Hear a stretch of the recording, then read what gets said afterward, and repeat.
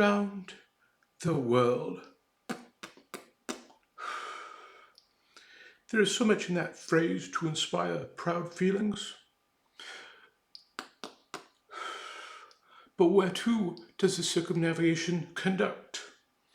Only through numberless perils, to the very point from whence we started, where those we left behind secure were all the time before us. Thus wrote Herman Melville over 117 years ago in his seminal novel Moby's Dick. Excuse me, I'm being told that the novel is titled Moby Dick, not Moby's Dick. Okay, enough of the British, East Coast, whatever that mishmash of accents is.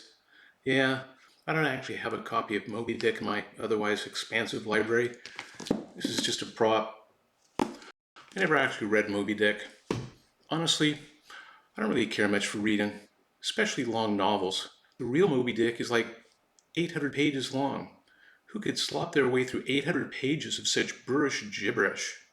Give me a couple of TikTok videos of cute kittens, and that's about the most my attention span can handle. You belong to me. Oh, about the... Well, Herman Melville did in fact smoke a pipe, and I imagine him puffing on his pipe as he was writing Moby Dick. I also imagine a bloated white whale smoking a pipe while Herman Melville was writing Moby Dick.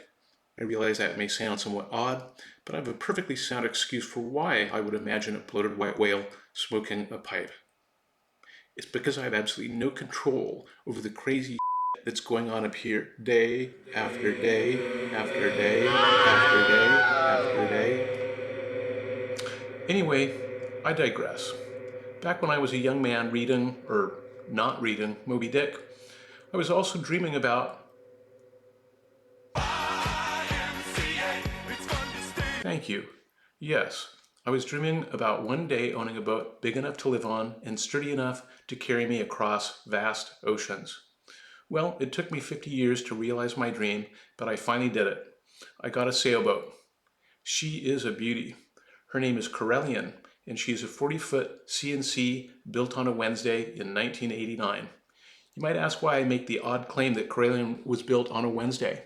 Well, the surveyor who inspected her for me, a wonderful woman named Allison Mason, explained that sailboats are not mass-produced on an assembly line. They're built by hand, handcrafted.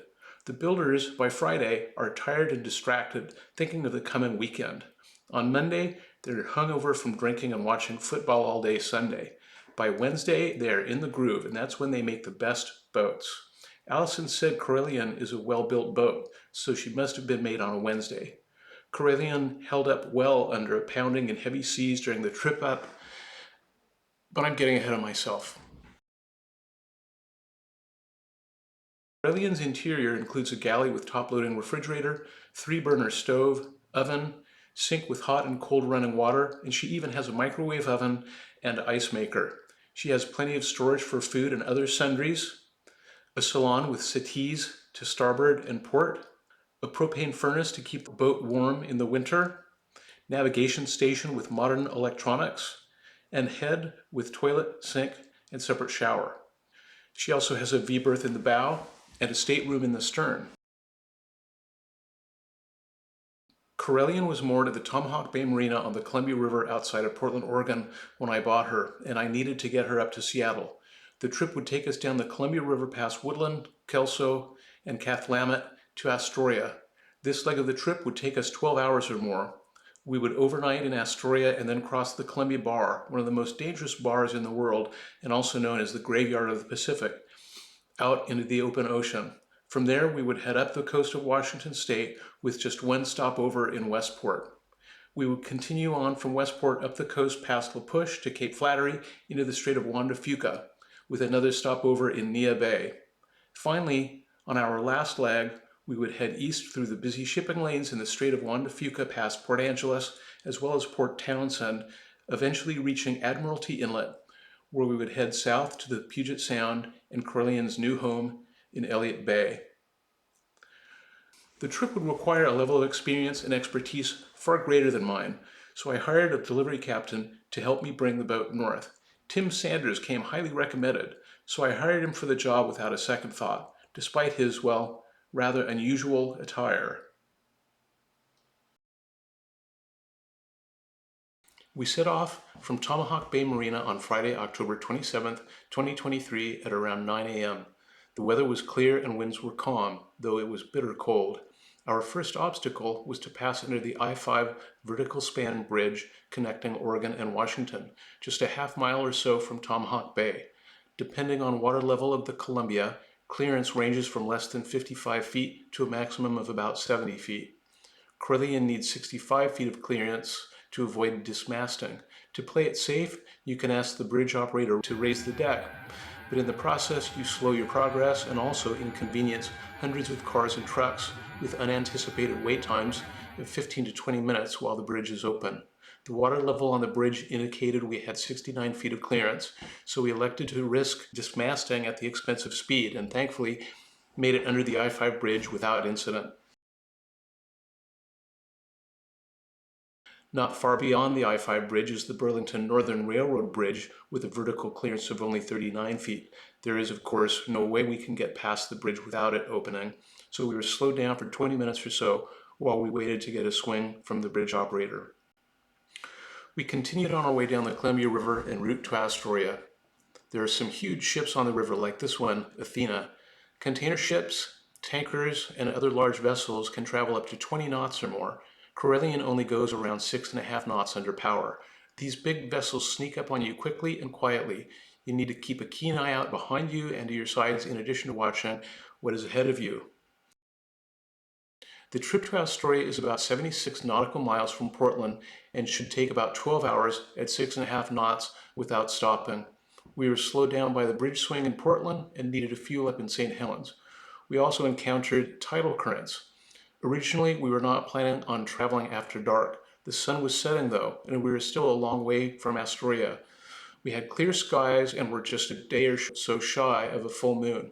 We had decent light even after sunset, so decided to forge on. We made it to Astoria far later than anticipated, but arrived at last. We tied up on the guest dock, paid our guest fee, and went straight to sleep. Seriously. We were up before dawn preparing for departure and left at first light. Tim timed the weather really well and we crossed the bar with very little wave action. As we approached the bar, the Coast Guard radioed us by name. I made the point of outfitting the boat with an AIS transceiver prior to the journey. AIS stands for Automatic Identification System, and the transceiver shows our position, boat name, hailing port, type of boat, speed, and a bunch of other information. It is a great navigation and safety tool. Anyone with a web browser and internet connection can view this information. The Coast Guard asked our destination and how many were aboard the boat, and then bid us good luck. It was really comforting knowing that we were on their radar in a very literal sense. Radio check, loud and clear. The shortest leg of the journey was between Astoria and Westport. We arrived in Westport around dusk Saturday evening. We had a couple of drinks on land at one of Tim's favorite places, the Knotty Pine, dinner on the boat at the guest dock, and then straight to sleep at an early hour. Seriously.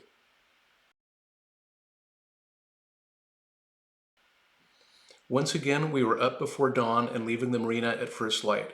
This leg of the trip would take us from Westport up 2/3 of the coast of Washington, around Cape Flattery and into Neah Bay, well into the late evening or early morning. We were looking at a 16 to 18 hour day minimum. We had beautiful views of the many remote parts of the coast of Washington, much of which is roadless wilderness. We also had amazing views of the Olympic Mountains from the Pacific Ocean. This picture was taken with a Nikon camera with a 200mm telephoto lens about 15 nautical miles south of La Push. And the water, again, due to Tim's excellent planning, was as flat as glass.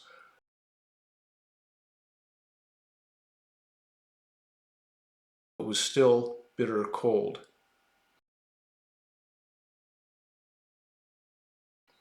We didn't see a ton of marine life out on the water, but we did encounter a large flock of birds going after a school of fish at the surface of the ocean as well as a friendly brown pelican that came by for a visit. Somebody's what? Coming over to say hi.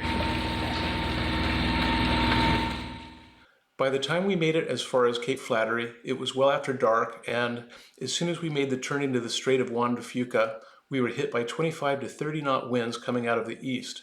The waves were not huge, the largest at 5 to 6 feet, but they were steep and close together. They caused the boat to pitch violently, and at times, the running lights on the bow of the boat were underwater. The wind and waves slowed us down, and it took hours to get the relatively short distance from Cape Flattery through the heavy seas to Nia Bay.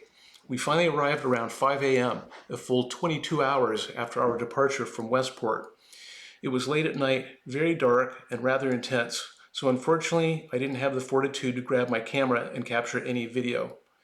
We dropped anchor and went straight to sleep. Seriously.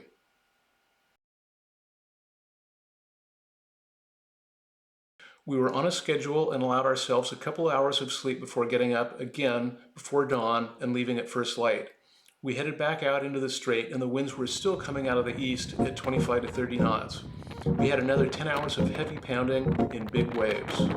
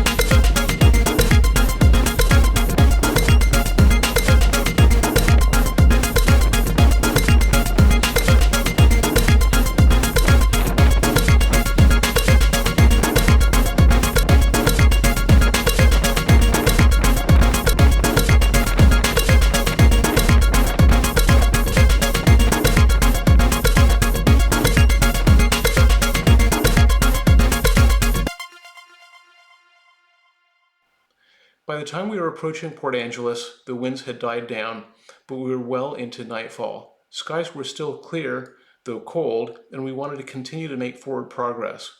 We had a beautiful moonrise over the water and decent light for traveling at night.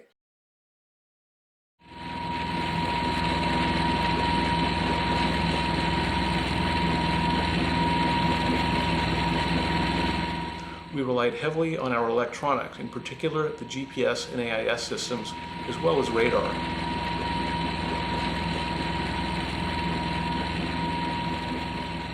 We passed Port Angeles and continued on to Point Wilson, where we headed south into Admiralty Inlet and, eventually, to our final destination, Elliott Bay in Puget Sound. We arrived in calm conditions at about 5 a.m., another 22-hour day on barely 2 hours of sleep the night before. We docked under the lights of the Space Needle and downtown Seattle, and, of course, went straight to sleep. Seriously.